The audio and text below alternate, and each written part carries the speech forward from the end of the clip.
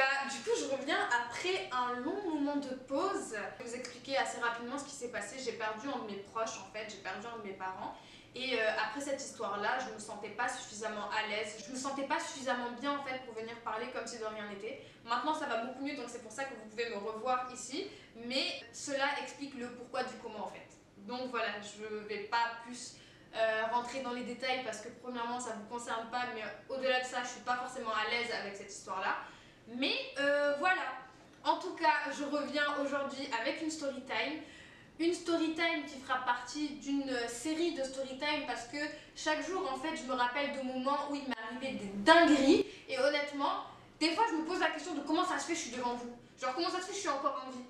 Enfin bon, en tout cas, likez, commentez, partagez, abonnez-vous si ma chaîne vous plaît, si le contenu que je vous propose vous plaît, ça me fait énormément plaisir. Mais en tout cas, je vais arrêter de blablater trop et c'est parti pour la story time.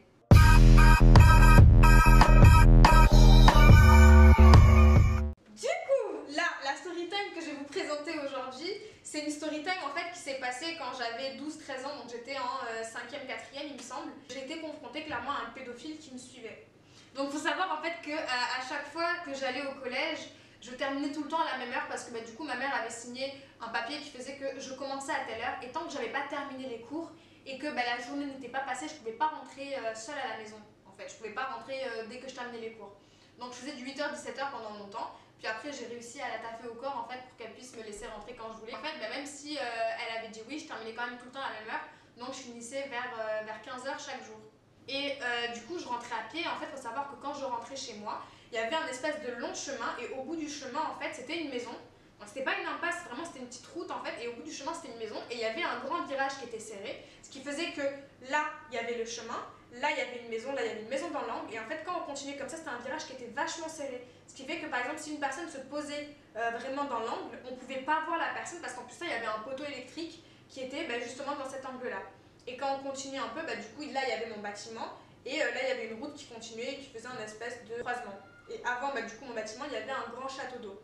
Donc chaque jour, en fait, je prenais ce chemin-là, je rentrais et 500 mètres, même pas plus loin, c'était le bâtiment là où j'habitais, donc je rentrais chez moi directement. Un jour, j'étais pas très bien à l'école, clairement, je me sentais pas bien du tout, j'étais fatiguée, j'avais mal à la tête, il commençait à pleuvoir et du coup j'ai dû rentrer à pied parce que mes parents n'étaient pas venus me chercher en voiture.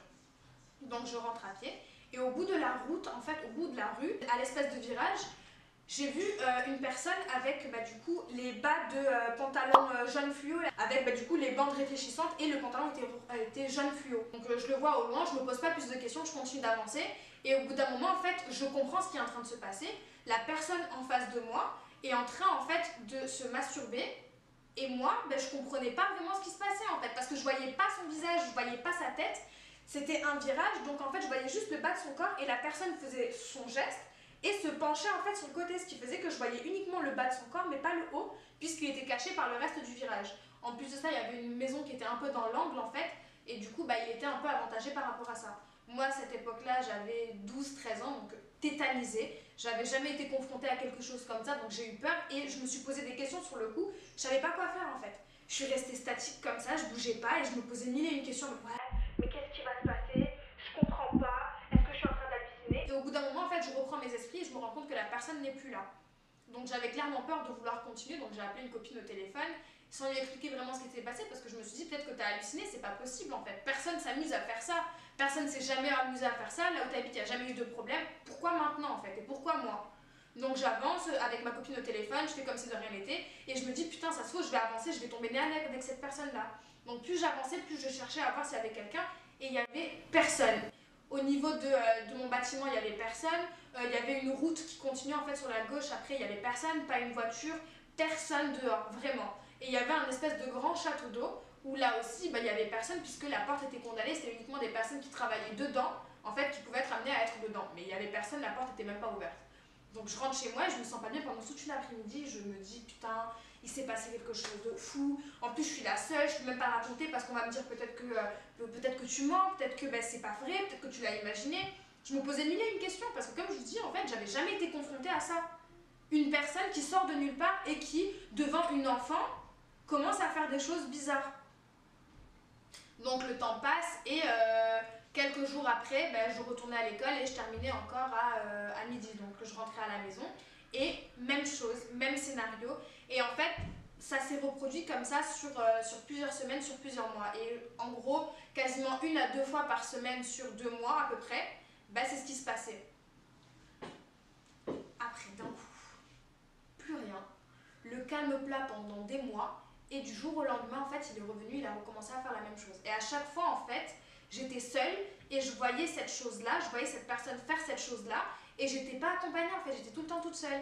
Et à chaque fois, en fait, bah, j'étais tétanisée parce que je savais que c'était un adulte qui faisait ça. Je savais que face à moi, en fait, j'avais une personne qui était pas nette du tout et je pouvais pas prendre le risque de moi me mettre en danger alors que j'étais vraiment une brindille face à un homme vraiment mature, âgé, etc., un adulte en fait. Donc je restais tétanisée et j'attendais en fait que ça passe, que la personne se lasse et qu'elle parte. Parce qu'en fait, si je rentrais pas par ce chemin-là, il fallait que je prenne un autre chemin qui mettait encore plus de temps, qui me faisait passer en fait directement au bord de la route, donc c'était beaucoup plus dangereux pour rentrer chez moi. Après, j'allais devoir avoir les questions de mon père, de ma mère qui allaient devoir me poser des questions en fait pour savoir pourquoi je rentre plus tard, etc.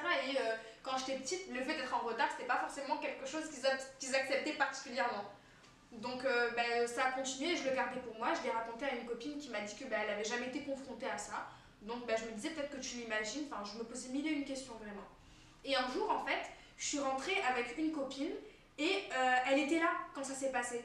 Et sa réaction m'a prouvé en fait que j'étais pas en train de délirer, que j'imaginais pas la chose, puisque cette fois j'étais pas toute seule. Et elle a été tétanisée, elle a crié, elle est partie en courant. Donc je pense que c'est ce qui a effrayé la personne en face, puisque du coup il est parti en courant d'un coup.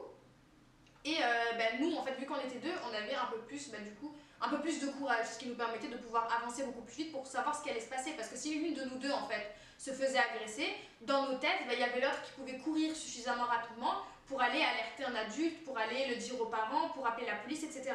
Du coup, on s'était précipités toutes les deux et on avait avancé pour voir du coup là où la personne était, qui c'était exactement. Et personne. La personne avait couru tellement vite en fait que soit elle était vraiment rentrée dans le château d'eau, soit elle était rentrée dans une voiture et elle se cachait dans une voiture en fait. Donc à partir de ce moment-là, moi je commençais vraiment à avoir des soucis, je me sentais pas bien, j'étais tout le temps anxieuse quand je rentrais chez moi parce que clairement, pour qu'ils sachent l'horaire à laquelle je terminais les cours, à laquelle je sortais du collège, le temps qu'il fallait que je mette pour que je rentre à la maison, ça veut dire que cette personne-là en fait me suivait, me pistait. Donc je me sentais vraiment pas bien, j'avais vraiment l'impression d'être observée constamment. Je sortais même plus de chez moi pour aller jouer en bas parce qu'il y avait un parc en bas de chez moi. Je sortais plus en fait, je me sentais vraiment pas bien. Donc en rentrant, je l'ai raconté à ma mère. Et j'ai réuni ma mère et mon père. Et automatiquement en fait on a appelé la police pour qu'ils puissent venir voir qu'est-ce qui se passait, s'il y avait quelqu'un qui nous suivait ou qui nous suivait pas. Comme ça au moins vu qu'il y avait l'appui de ma copine qui avait été témoin de cette chose-là, ça faisait que mon témoignage était un peu plus impactant en fait. Donc on en a parlé. 15 minutes plus tard à peu près, du coup la police est arrivée. Et quand la police est arrivée, je me suis fait cuisiner comme si en fait ce que je disais c'était pas vrai. Et après ça en fait, il y a eu une enquête qui a été faite et sur plusieurs mois en fait, on savait pas du tout qui était cette personne-là. Donc au fur et à mesure, vu que la personne a sûrement dû voir que la police était là et qu'elle avait fait des patrouilles, etc., je pense que ça l'a calmé un bon coup et qu'il a arrêté de faire ce qu'il faisait. Il y avait souvent des patrouilles en fait qui étaient faites en bas de chez moi, donc on voyait souvent la police qui passait pour voir parce que du coup c'était potentiellement un pédophile, c'était quand même assez dangereux. Donc il passait souvent, pendant plusieurs mois on n'en a pas entendu parler du tout. Et il s'avère qu'en fait il y avait une jeune fille qui avait exactement la même histoire que moi, qui avait été témoin des mêmes choses. Donc cette personne-là qui me suivait constamment, ce pédophile-là en fait qui me suivait constamment, qui m'observait, etc., faisait la même chose à cette fille-là. Et cette fille-là était aussi dans mon bâtiment, elle avait à peu près le même âge que moi. Donc à l'époque, comme je vous ai dit, on avait 12-13 ans à peu près.